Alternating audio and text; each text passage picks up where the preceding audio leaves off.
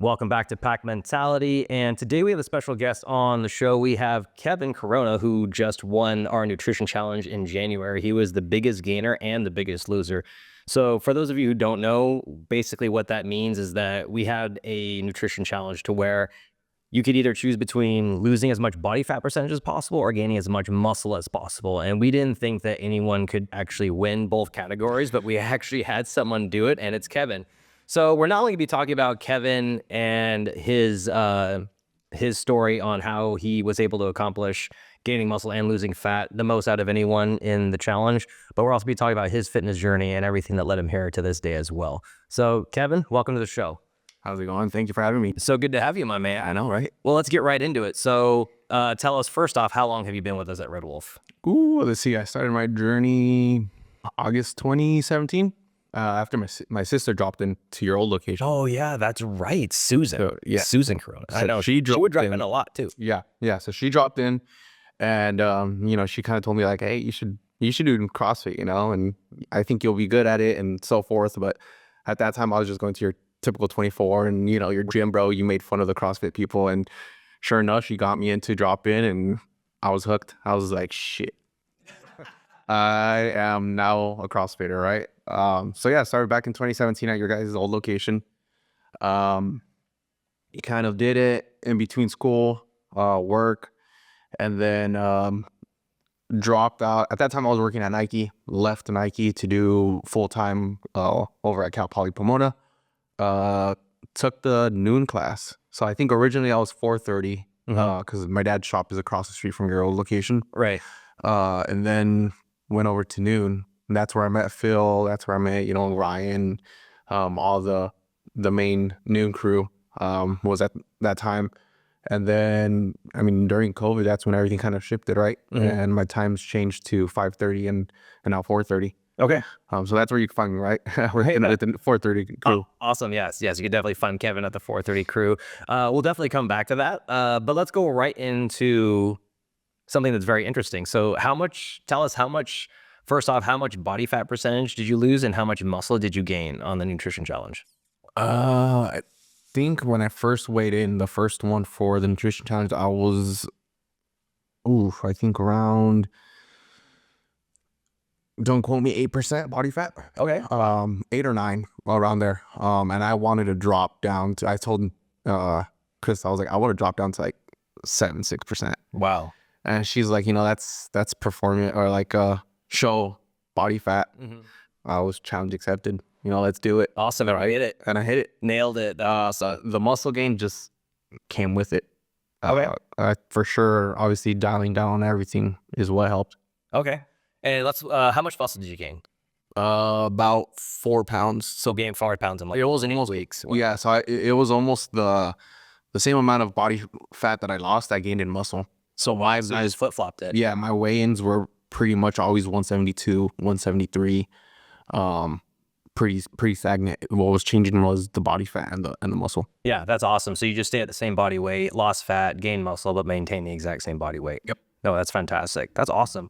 So let's kind of walk through in detail of exactly what your kind of game plan was. Can you tell us what was probably the most biggest impact or change that you made in order to do this in 8 weeks? Man, it goes back to diet.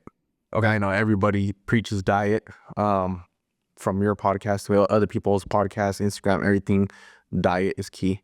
For sure, even just by stop, eating unhealthy and just eating clean, right? Not even proportional, you'll see a change already. Either with body fat, or the way you feel bloated or whatever. That's your change. But nutrition for sure is the number one thing you're gonna need to lose body fat or to gain muscle. Okay. That's where a lot of people struggle. Can you give us the top 3 things that you did or did differently than you usually do in order to do this? So originally you guys did a nutrition challenge back in the day, right? And that's where I got to weighing my food and actually eating everything down to the serving size. Because it's easy to grab into a bag of chips or cookies and just ignore the nutrition label, right? Obviously not saying those are nutritional stuff, but that's for sure one thing that obviously I went back to this time around too was just everything nutrition size. But I mean, I was eating vegetables I normally don't like, Brussels sprouts. You know, I always say this story, but Franklin the turtle always hated Brussels sprouts, and that's what I grew up watching. And I hated Brussels sprouts because of that. You never tried eating them, but hey, but Franklin the turtle didn't like them, so I didn't like them either. Okay. So I didn't, got into a little bit more vegetables, measured everything through down to the gram, the ounce, and planned ahead too. That's for sure. What helped a lot, because it gets a little hard when you don't plan what you're eating throughout the day. So if you wake up, I'm like, I'm just gonna have eggs and whatever's eggs, bacon, and protein shake or whatever, and then for lunch I'll figure it out. That's already kind of setting you up for failure. Yeah. What I tried doing for sure, what helped a lot was before 10 a.m. I tried to hit 50 grams of protein. Okay, I love that. That's a really good tip. Yeah, and actually I heard that on one of your guys' podcasts, where you guys were talking about, like, once you fall into not hitting your protein throughout the day, you're playing catch up at the end of the day. Yeah, and it's really hard to play catch up, especially on protein, because it's so filling. Yeah, it's easy to do it for carbs and fats. Really tough to do carbs and fats. For protein, yeah, I mean, I've had one day where I was like, no, I got to hit my protein goal, and I'm over here eating like 12 ounces of ground turkey. Yeah, and by the time you're finishing up, you're like, yeah, you're just force feeding it. Yeah, it's like trying to shove a pot mist through a tailpipe. It's not fun. Okay, I really like that. Yeah, and that's something that I have said before on, that's one of my biggest pieces of advice that I do give people is whatever your protein goal is. So just for those of you listening, if you're not sure on how much protein you should be eating roughly your body weight in grams of protein. So I'm 200 pounds. So I shoot for a minimum 200 grams of protein a day. And my goal is always to hit half of that before noon. So I always go for 100 grams before noon. So, depending on your body weight, that's what might be different. Is there any other nutritional tips that you have that really helped you get through this? Changing my diversity of meats.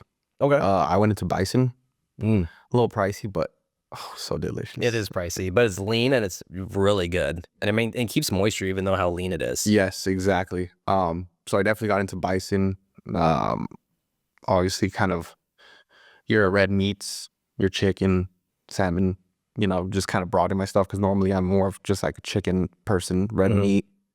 Just kind of broaden my spectrum on meats. Okay, fantastic. Yeah. So top 3 tips, everybody, is that Kevin got 50 grams of protein in before 10 a.m., changed up his meats, and also planned ahead. So those are 3 actionable tactical tips that you can take away today. I think the planning ahead is probably one that is probably one of the most helpful. Yeah, for sure. And easy to ignore if you're not on top of it. Right.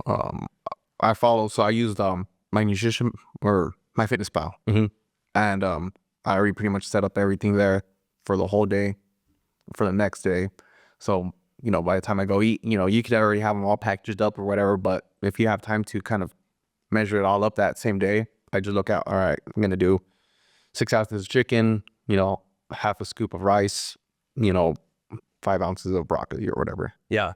And I think people also kind of get, I guess, not stonewalled, but they kind of overthink this and they think it's going to be super hard up front, which it is. But then once you get into a rhythm, you kind of have an idea of what you like to eat and when you like to eat it and different styles. So really you only need like a few meals per breakfast, lunch, and dinner, to where you just rotate them. And then at that point, you don't even really need to weigh and measure as much. You just need to prep it, make sure it's ready, or have the ingredients in the fridge and ready to go. And then you can just cruise on that. Yeah, for sure. I can say my skill right now is to eyeball something when I go out and be like, that looks like 3-4 ounces of chicken. Yeah. I actually went to Chicago in the third week of the challenge. And it was kind of easy going out to the restaurants and kind of be like, all right, I'm just going to, eat chicken and maybe a little bit of this. But you look at it and you're like, yeah, 5 ounces of chicken, So you already visually know what you're going to eat when you go out, like, or how much you're going to eat and how much roughly protein and carbs is going to be. I don't think a lot of people realize how many carbs there is in rice. So they're eating a lot of carbs in rice. Yeah, they're eating like 2 cups of rice and they're just like, oh, that's my normal portion. No, that's like 150 grams. Yeah, that's already 90% of my grams right there. I mean, my carbs. for those 2 cups of rice. So, yeah, rice, I always try to keep it down to half a cup, per serving. Yeah. And then if I have any carbs left over at the end of the day, well, hey, where's those snacks that are high in carbs? Yeah, exactly. Yeah. And that's what I think, I think that's what a lot of people struggle with is portion sizes. And I know that's something I struggled with in the past and people don't realize it, but I'm just going to throw out an opinion statistic or percentage. This is not based in fact, so don't quote me on this, but I would argue that about 75% of people out there, they overeat without even knowing it. Oh yeah, for sure. And I fall into that category. Oh, it's easy. It's really easy. It's really easy to do. I've done it before, right? Or else I wouldn't have to do a nutrition challenge or stay on top of my nutrition at all. But yeah, that's for sure something people easily do is just overeat. Right. Okay. Awesome. Moving on to the training itself. So we tackled nutrition. Now let's talk about the training. So obviously you can't see the results that you saw in 8 weeks without doing some sort of resistance training and everything. So kind of just walk us through the same exact thing. What are the top 3 things that maybe you changed that had the biggest impact to get you to gain all that muscle? So I did do it 2 days. Yeah. So 5 a.m., 5:30. I'd come in and do whatever Caitlin had programmed under the competition, build and burn. And then in the afternoons, I would come in and do class. So those are my 2-a-days, right? Pushing myself, getting out of that comfort zone of looking at the weight. Oh, RX plus is a little too heavy for me. I'm not going to try that. No, I tried it. If I get time capped, I get time capped. If I'm only getting 2 rounds of it, hey, I got 2 rounds at that heavy thruster weight, 135, so for sure it was the 2-a-days and then just kind of pushing myself and not kind of giving myself an excuse to not do the weight or anything that I was kind of out of my wheelhouse. Okay. So you did 2 days. So you did the CrossFit workout, and then what else did you do during that day? I would do some of the build and burn. Okay. But at that time, Caitlin was doing the competition build and burn stuff. So it was like pretty much another WOD. And then after that, I would do abs. If Parker was there, we'd do abs together. But for sure, I always incorporated abs at the end of that. Okay.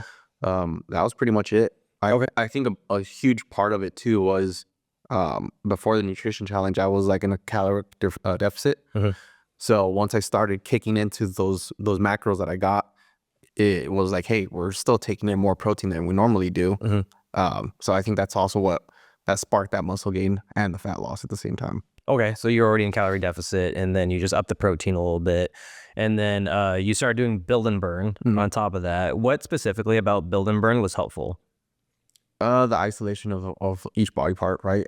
CrossFit, I kind of joke around, say every day is a leg day at CrossFit. We don't skip legs here. But those build and burns is more focal on, today you're going to do chest or biceps or your glutes, hamstrings, whatever. So there's just a little bit more focal on body parts. So I think that's what helps too. Yeah, so we just kind of filled in the gaps there with build and burn. And those of you listening, if you don't know what build and burn is, it's just a separate accessory program that we bolt on to our current CrossFit training that complements it. So for example, like Kevin said, we do more accessory work. So we'll do like isometric work or isolation exercise, like your traditional gym bodybuilding stuff. And also for burn, if you're more of a cardio person, we throw in aerobic work or aerobic intervals to build both anaerobic capacity. And then we just recently added the competition track, which is for people who are prepping like Kevin for competitions. So that way there's 3 separate options there. You can do a combination, whatever you like. And it's been really helpful for a ton of people in the gym for getting extra results. Oh, yeah. I mean, I think Dayton is one of them that I've seen her results. She skyrocketed on her journey too. And I know she's in for the podcast too, so that'll be a good one. Well, I asked her, she still said no. But shout out to let's give a shout out to Dayton. Yeah, she's down 38 pounds. So good for her. She's always killing it. Yeah, real probably one of the nicest people at the gym as well. So sure. Part of the 430 crew. Yeah, part of the 430 crew. That's awesome. Is there anything else that you want to tell us about your training that you changed, or anything that really stands out that helped you get to where you were, that other people listening, if they're struggling with this, what would you tell them? Well, let's see. To be honest with you, what sparked this journey this time around was obviously personal life stuff.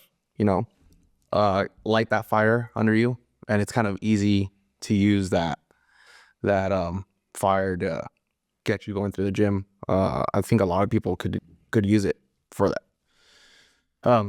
Either you're stressed from work or your personal life or whatever's happening in, you know, the gym is my outlet. It's my palace where I get to let go of all my stress from work, life. So just using that stuff as the fire, you know, the fuel for your fire, it does wonders. Yeah. I'll say that for sure. Yeah, it's funny that you bring that up because you and I were, as we were walking over here getting ready for the podcast, I told you, well, I mean, you told me already, and I was like, you know, the biggest motivators is either pain Fear. or fear. See, I was going to see if you remember. I remember. Pain or fear. Pain or fear. And it's funny because there's that GIF that goes around or that meme that goes around on Instagram. It's like, damn, bro, who hurt you? That's pretty relatable to a lot of people. Yeah, pain or fear. Yeah. Do you mind telling us what happened that really sparked this? Separation from my significant other. Okay. You know, life happens, gets in the way between, and things didn't quite work out, but it's all good. We just roll with the punches and move on, right? And use that fuel for fire. Yeah. Well, I love that because you wouldn't believe how many people I see throughout the years go through the exact same thing that you've gone through or going through currently. And so many people just end up falling completely off the bandwagon and they resort to either drinking, drugs, or, you know, much less healthier outlets. Yeah, for sure. And so it just goes to show that, you know, you can make your own decisions and that you decided to channel that into fitness instead. Yeah. It really, you know, you have, when you're getting kicked while you're down, you have your options. You know, do I stay down? Do I just sit on the couch, eat, get fat, get depressed, whatever's, or do I stand up and brush myself off and continue with life? And that's what I did. Yeah. Just continue, right? When we're not going to let that get to us. I mean, didn't work out. Yeah, 100%. And that also goes to show how much fitness and having a strong community in the fitness will help get you through some of these tough times. I mean, on a scale of 1 to 10, I mean, how much did this help? Oh, it helped a lot, man. Especially here at the gym. Again, I it's my palace, but the people, the community, right? We always go back to the community when it comes down to CrossFit. Supportive. And, you know, shout out to Shane and Parker. They were my guys that were there to help me and push me through. And, you know, even through the open, Shane was like, I'm going to be yelling at you and, you know, kick me down to push you through it harder. And, you know, that's what I love. You know, the community brings everybody together. But you can't get this at a normal gym. Yeah. You know, what are you going to get? People texting on their phone while they're on that rig that you want to get on. You know, that pull down bar that's been taken by that 18-year-old out of high school, just scrolling through Instagram, doing TikToks. Nah, you don't get that. You don't get that here. Yeah, it's nice. It's crazy how much the environment really does matter. It does. And then not only does it matter because you feed off that same energy, but it also matters because when you're surrounded by other people who, you know, have the same goals and have the same mindset and want to be pushed, want to be disciplined, want to get better, then that drives, you know, a rising tide raises all boats, right? So when you're in an environment where people are kind of slacking off or they're on their phones, then guess what? You're more prone to do the exact same thing. Exactly. You're like, oh, well, I'm waiting for that machine. Let me just get on my phone and wait, you know? And just like we said, the rising tides. Yeah, love it. Yeah, 100%. What else that comes to mind when you think about Redwolf and what we helped you with? Oh man, you guys have helped me a lot, right? Push myself, knowing that I'm capable of doing all this stuff, right? And I think a big part of why I ended up doing CrossFit and I ended up enjoying it too is because I did wrestling in high school. So I'm kind of, I guess you say, I'm used to like the high intensity getting pushed, you know, fighting through that burn. So when I found CrossFit, I'm like, ooh, there's that same feeling I had when I did wrestling. So for sure that and the competition. I'm gonna be 32 this year. Wish, like everybody says when they're in CrossFit, I wish I did it earlier, right? Mm-hmm. Maybe I would have had a chance, maybe. But just competing, you know, at this age and still being able to do competitions and Yeah, I'm competitive, but I also do it for fun. And like what we were talking about on the way here is, I got a few competitions lined up to keep me motivated and push to not just fall off the wheel on what I did on the nutrition challenge, but to continue, you know. That's awesome. Yeah. Well, can't wait to see you compete. I know you got some lined up, and we can't wait to go out there and support you. Sure. What would you say when it comes to also yourself? Is that what's the most proudest thing you accomplished at Redwolf? Honestly, right now to this day, it's probably gonna be Wadapalooza. Oh, wow, from last year. Nice. Yeah. I agree. Yeah. Obviously, I did my first competition was Battlegrounds back in 2022, I think. Which that whole reason right there that sparked that competition was having my firstborn. I gained a lot of weight through the first pregnancy. With Layla. And the people say that males don't get that craving. Oh, I had that craving. Talk about late at night, chocolate bash, which is like, this chocolate paste late at night. So I gained a lot of weight. And I kind of told myself one day in the morning, I'm like, I'm done being this big. I've seen how I was before. And then I just kind of let myself go during that pregnancy. And that's when I sparked for my first competition. So I did that. And I was kind of on and off, with the gym, or not with the gym, but just my motivation. Right. Everybody has those pits and there's valleys where you're highly motivated and then you fall off for a little bit. And then, so I was like that for the, new dad, right? Trying to get situated with life. And then came along Lila. And this time around, I was like, nope, not going to let myself go. Still wasn't the way I am now. But still use that as like, all right, I'm not going to, I'm going to do a competition and to keep me alive. So I think at that time, I did like the spring fling, and then I did another one at Surf City. So I did 2 competitions throughout that pregnancy. That kind of kept me going. And then when Wadapalooza came around, they announced it. I was like, that's gonna be my true test and see where I'm at. Was a little feared because of the swimming. Obviously, what happened? They didn't have swimming. They changed it for the run, I'm gonna assume. But yeah, that was probably my greatest accomplishment right now till my CrossFit journey was doing Wadapalooza. 3 days, 7 events. It's not easy. No, it was not easy. I remember out there cheering for you and everything. That competition was no joke. That was definitely a regional level competition, at least from back in the day. So what a lot of people don't know is that on the 6th event, I pulled my back. I remember that. So that 7th event, I finished that 6th event, and Rebecca was on the sideline, and she's like, "We'll work on you. Yeah. We'll keep you warm, whatever." I was telling myself I didn't come this far to just not do the last workout. Yeah. I don't care how bad I'm hurting. I'm gonna finish it as long as I could walk. Obviously, for a lot of people that don't know, I've already had a back injury back in 2018. Was a CrossFit Open. Broke my leg in wrestling real quick.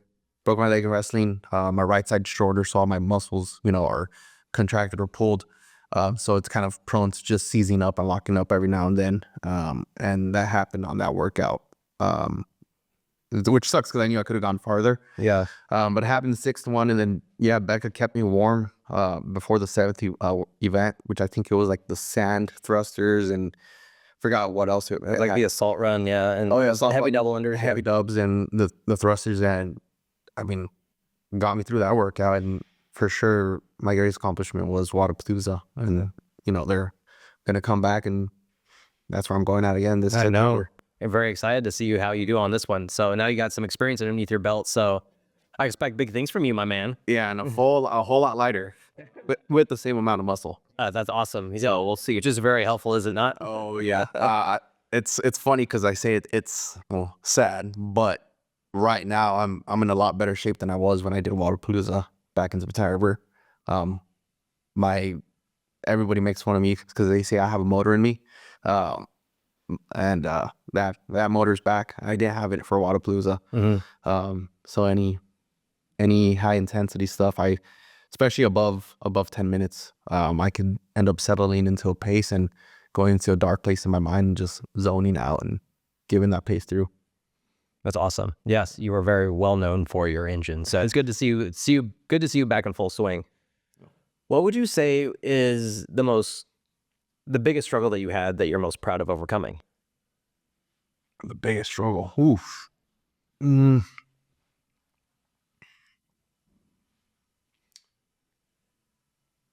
I think just confidence. Um, Especially when you're gonna do your first competition. A lot of people think embarrassment, right? I don't want to go out there and make myself a fool. I don't want to go out there and be last on the leaderboard. I mean, just being out there already, you should be proud of yourself. Um, so for sure, that's one of them for me. A huge accomplishment is just being able to go out there and just push through it and not care where I'm at on the leaderboard, right? I mean, yeah, I would love to see my results pay off, but just being out there is a huge accomplishment. Right. And I think a lot of members should do a lot more competitions, um, just just to see how it is. You don't have to do RX intermediate. There are beginner divisions and there's teams that make it fun. Um, and I think that's one thing more members need to do is just, hey, you work hard during the week. I see some members here every day of the week, right? As much as I am too, they're here. But they're just too shy or afraid to do a competition, or you could tell it sparks an interest, but they're like, nah, I don't want to put myself through that. But I think they should. It's a cool thing to experience for sure. Yeah, for sure. I kind of want to go back a little bit to what you said about confidence. So let's unpack that a little bit more. So when it comes to confidence, what specifically were some self-doubts that you had to overcome in order to do what you do now? Um, the confidence in a lot of barbell work for me. I think that's no surprise. That's my weak point, right? Okay. So just got more like confidence in your actual abilities. Yeah, and then with my back, obviously, there's times where I overthink my form, and it shows. Because either I'm not able to hit a high weight because I'm overthinking my back. Oh, is my back gonna like this? So just kind of not thinking about that and just being confident in my technique and everything. Just going through it with it. I forgot what workout we did, but it was a heavy weight, and then I just kind of said screw it. I didn't have a belt, and yeah, I just went with the confidence. I was feeling good. I didn't want to put that self doubt in my head with my back, and yeah, I can't remember what workout I was, but it was heavy cleans. Okay. So yeah. Okay. Okay. Fantastic. What else would you say is something that maybe that you could tell yourself 5 years ago that you would do differently now?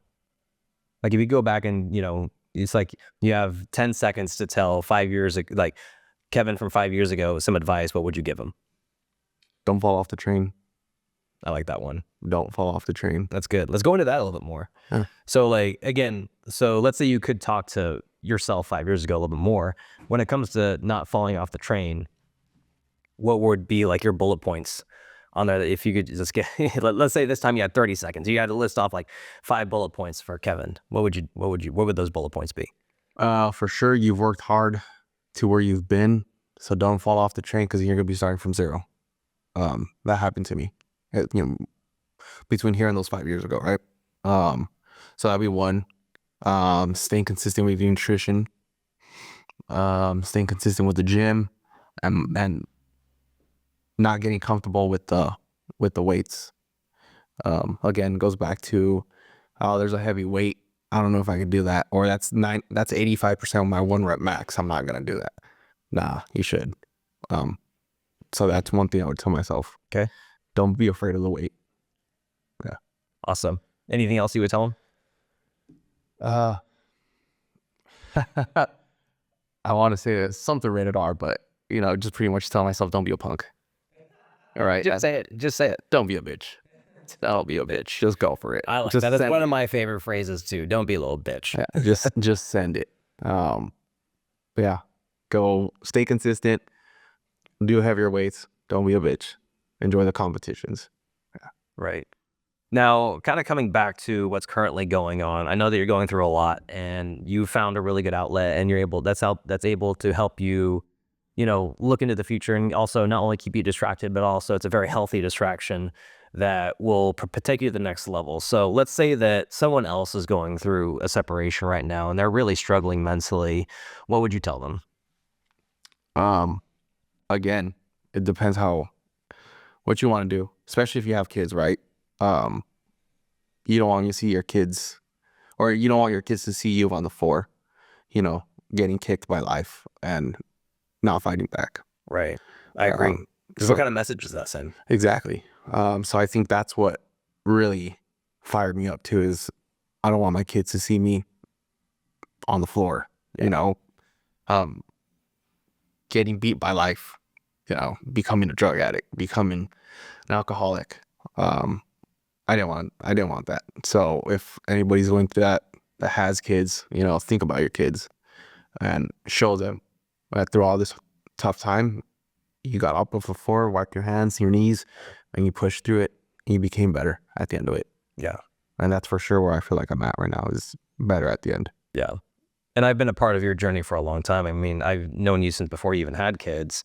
And what has that kind of changed since having kids? Has your perception on health, fitness really 100%. motivated you? Yeah. Okay. Let's talk about that a little bit. I think anybody that has kids whose kids see you work out, obviously you've seen my kids at the gym a few times. What makes it awesome is, a few months ago, Layla was like, I want to be fit like you when I grow up, Dad. Oh man, that struck a chord in my heart. Isn't that cool? It's so cool. And when I mess around with her and I flex, she tries to flex too, and she goes like, me, Yeah. she does it too. So yeah, it's awesome seeing that, that motivation that I'm trying to give them. Like I see it in her, and she's very competitive. We go dirt bike riding, and the last time we were out there, we were riding past her, and she's on a small dirt bike, and she sees us and she puts her head down and she tries to accelerate faster. But so it's awesome seeing my hobbies rub off on her, and that's what I want as a parent. I'm trying to teach them the fitness journey and also anything else they want to do. She's in ballet, so she enjoys that. I think her little sister might be a little bit more of a gymnastics person, because she's a little bit, I'll throw myself off this bed and see how I land. So she's a little bit more of the devil, but yeah, I want to rub that off on them. It's just a fitness journey, and if they don't end up liking it, it is what it is. But hopefully they still live a healthy lifestyle, right? And I'm gonna say right now it's working, because they're not really big into sweets. They rather eat vegetables or fruits than candy. They'll ask for it here and there, but they won't eat it all. Yeah. So No, that's great. Yeah. That's one thing I didn't realize either until, I became a dad too, was like, kids are so observant, and they want to be like you are their hero, especially at a younger age. So I also think, like, what kind of character traits would I want them to have growing up? And then if I'm not exhibiting those, then I can't really expect them to have them as well. I think we always all want what's best for our kids, but we don't realize that a lot of times that it's up to us to embody that first. yeah, So that way, when they see us making our decisions and our choices, that rubs off on them, and they're like, well, my hero who I look up to makes these choices, so therefore I will make these choices. It's almost subconscious. But yeah, give me your thoughts on that. I mean, I can tell you this right now. Growing up, I wanted to do sports. My brother, my sister they played baseball.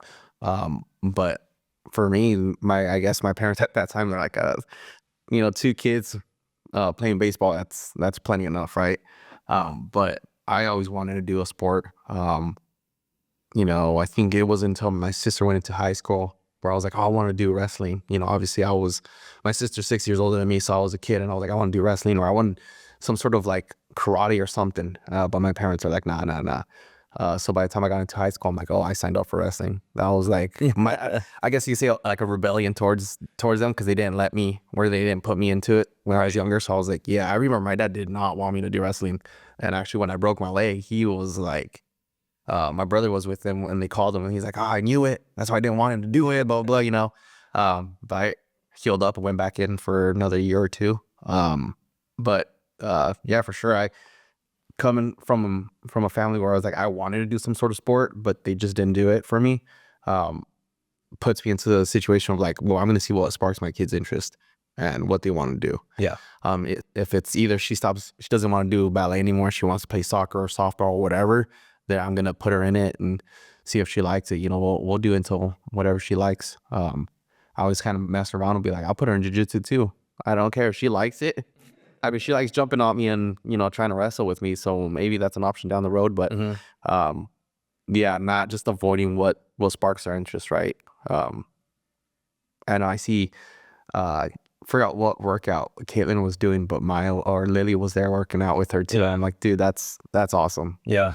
That is awesome. If I could have my kids fall into that same, fall from that same apple tree, you know, and I'm pretty close to me and be like, yeah, let's go work out. You know, I would be happy to do a WOD with my kids. Yeah. So yeah. 100%. Yeah. It's really special too, to see that. When Lily she asks me all the time, be like, Dad, will you coach me?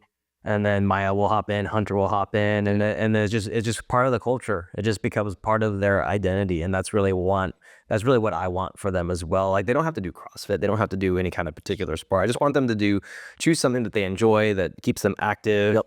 and that will keep them healthy, and, you know, off of technology as much as possible. Yeah, that's for sure. It's easy to let them get on the tablet, right? Because that's an easy distraction. Excuse me. It's an easy distraction for us when we're trying to do something. Like, hey, here's the phone. Mm-hmm. You know, Layla's pretty addicted on that. I will say that. But I know she likes coming to me at the gym because she sees me work out, and again, give her the phone to get distracted because I want to get my WOD in. But she knows and she sees it, and obviously she tells me every now and then, I want to be strong like you. Yeah. I know. It's awesome. And a lot of it is not just directly that, you know, even if they are kind of distracted by something, I think that's totally okay. I think that just having them getting comfortable in a gym environment is so huge, because for me, that was such a detractor. It wasn't the workout itself that intimidated me when I first started. It was just the fact I had to go to the gym and there were going to be other people there, and I was very self-conscious.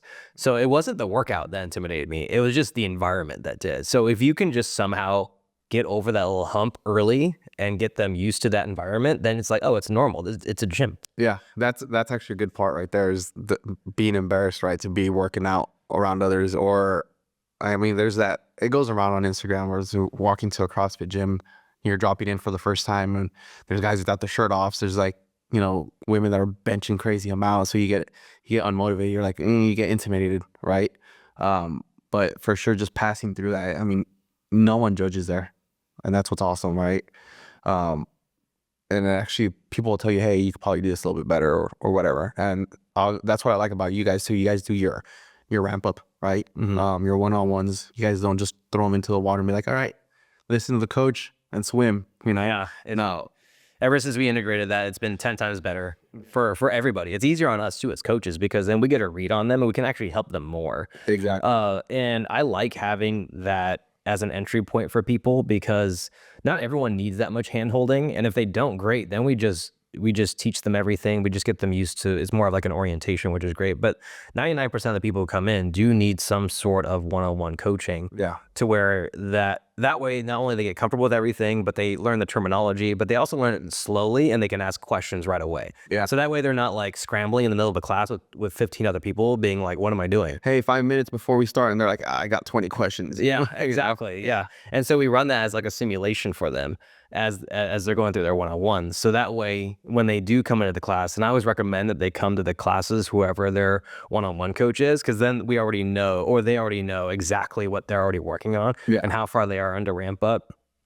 And it just makes the experience for them and the coach even better, because Communication wise too, right? Exactly. Because a big thing that we found, especially now where the gym has grown a lot, is that we can't allow people just to go straight in. It just doesn't work. It's not safe. It's frustrating for the coach, because then, and I had this problem when I worked at all my other gyms, is that I would have like a 20-person class, or sometimes even a 30-person class, because they charge so little. So I would have 30 people, and then they would just keep filtering people in. It was just a high churn business where they just they treated it a lot like a churn and burn business, where it was pretty low rate. So people would come and go all the time because it was either, because it was a low rate. And then So I'd always have like a new person in my class all the time when I was coaching. And I was like, so I'm spending literally 30 minutes out of the class helping them how to air squat. And while the rest of the class needs my help too, and they're doing clean and jerks. And I have 29 other people who I'm trying to coach who are doing clean and jerks. I have one person over here I'm trying to do air squats. I'm like, man, when I open my gym, I am not doing this. And I always knew I was going to open my own gym. It was just like, it was those coaching jobs that where I was learning what to do, what not to do, just being more observant, just developing my skills as well as a coach to make sure that I could do it right the first time. Yeah, and for sure that kind of helps with the whole statement behind, oh, you do CrossFit, you're going to get injured. And yeah, I mean, if your coach isn't giving you the correct tips and cues or giving you the attention needed, you're going to get injured when you're doing clean and jerks, snatches, squatting. So that's why I like that you guys do that, because it already gives them the idea of like, hey, this is how your technique is. This is what you need to adjust. Don't go too heavy. Just do the bar. Maybe add the 2.5s. It's not, you guys don't go and be like, all right, well, try to hit your max weight that you could. No technique, just go for it. Yeah. And that's something we really pride ourselves on. That's a huge reason why we started the podcast too, is to give people more education and tell people what the difference is between intensity, frequency, and volume, how we do things, the reason why we do it behind the scenes. So that way, when people come in, they know the intent behind it and the stimulus behind it. Because I think people have this picture of CrossFit where it's just always super intense all the time. But then just because it's intense doesn't mean there's a big difference between intensity and all-out effort. Yeah. So intensity is relative. So for some people, walking a mile is intense. For some people, running a mile in 5 minutes is intense. For some people, doing a jog for 10 minutes is intense. So intensity is relative, and we can adjust that per person. And I think that's where people get wrong, is that intensity does not mean 100% all-out effort. Intensity just means above normal. It's simply above sitting. Yeah, I mean, I don't know if it's something twisted. I mean, but I like those workouts where you're pushing and at the end you're grasping for air and wanting to throw up. Right. I love. It's like, ooh, I pushed. That was intense, right? But what's intense to me may be extreme for others, or vice versa. Yeah, 100%. Coming back to you, let's chat real quick about like if you could give advice to just a dad out there who right now who's listening to this, who doesn't work out, is intimidated by the gym, knows he has to do it, he has kids, and he's just kind of scared to take that first step because of the environment and because he doesn't want to be judged or be embarrassed, what would you tell him? Just simple. Look at your kids, man. Do you want to be here longer for them? Healthier? I don't want to, when my kids, whatever sport they want to do, whatever they want to do, I don't want to be chasing them around overweight, huffing and puffing. Right. I don't want that. That's a big part. Another big reason why I do this. Just stay healthy for them. Yeah, it's a big part for me, but it's for them. I want to live as long as I could to see them grow. I want to make it down to the aisle when they're getting married, when they're having kids. I want to see all that, and if this is what I got to do to stay a little bit healthier, hey, obviously we can't control what life has planned, right? Or what other outside sources could end our lives. But if I could extend it or live a little bit longer, whatever, it's just because I'm doing this, and I'm going to do it for my kids. Right. So yeah, huge priority or huge motivation is my kids, just being here for them. Yeah. And I think that goes back to like one of the fears, right, of me is it's not necessarily dying, it's leaving behind my loved ones. And again, it goes, I want to stay healthy for them. Yeah, no, 100%. It comes down to just controlling the controllables. Yep. Right? Like you can control what you put in your mouth. You can control your activity level. You can control you making decisions, whether it's I spiral downhill because something bad happened to me, or I can dust myself off, like you said, and get back on the horse and do it regardless of how I feel. So yeah, I love what you said there. And one of my favorite quotes that I always tell myself all the time is that losers fear rejection more than mediocrity. Yep. So maybe you will be a little bit embarrassed. Worst case scenario, I highly doubt it, especially if you have the right gym, you're not going to be embarrassed. You're not going to get rejected. If anything, we're going to cheer for you even more because you're making a hard decision. And we all know what it's like. I mean, you and I, we both start at ground zero. Yep. I mean, I was embarrassed to walk into the gym my first time. I remember the first time I walked into a gym was actually a hotel gym. And I walked in and walked right out. I couldn't do it. I was so terrified. And that was a hotel gym. There was like nothing in there. Nothing in there. No one. And no one was in there. Yeah. And I walked in, I walked right back out. I couldn't do it. I tried, I couldn't. And I remember my mom took me there and she was like, all right. I mean, I guess one thing that can help right with embarrassment is if having your close friends do it with you. Right. I think that's when I went to 24. That's what helped me. I did it with my siblings, and then slowly ended up going with my best friends, going to the gym. And then obviously when I came to CrossFit, my sister was there for the drop-in. So she kind of helped me out. But then when she left, like we were saying, I got embarrassed, but do I remember right now? I don't remember how I felt anymore. I'm sure I was embarrassed, but again, that was 7 years ago. I don't matter. Yeah. No one's gonna be like, hey, remember back 7 years ago when you were embarrassed to do CrossFit? Nah. And now it's funny when you get beyond that, which doesn't take that long to go over that hump. You actually look back and you're like, why did I wait so long? And why did I even think, like, it was totally, like, a lot of the fear is totally irrational. It is. Yeah. But I really like what you said about shifting gears and not making it about you. I think that's one of the biggest mistakes first that people make, is that they actually make it about themselves in a way to where it's my own embarrassment that I'm worried about. But when you shift it to where, you know, I love this person, or I love my family, I love, you know, whatever, Yeah. that I'm going to do whatever it takes for them, because how my success in fitness is going to impact them is more important than me maybe being a little embarrassed for like 10 minutes at worst. Yeah. Which I'm going to end up looking back on and laughing at myself. Exactly. I mean, I feel like every class you guys have, there's always that one member that opens the doors wide open for anybody that walks in, or a new member. Right off the top of my head would be Lance. Lance, you know, he doesn't care who you are. If you're dropping in, he's saying hi out loud to you. Yeah, very loudly too. Yes, yes.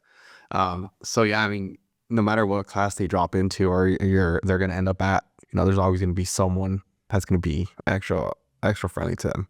Yeah. So yeah. For sure. Okay, awesome. Well, okay, before we start wrapping things up, is there any closing thoughts that you want to tell everybody else out there? Closing thoughts. Don't be afraid. That's really what I have to tell anybody. Just don't be afraid to do anything. Either it's a competition, do a drop-in, do your first CrossFit class. Yeah, don't be afraid.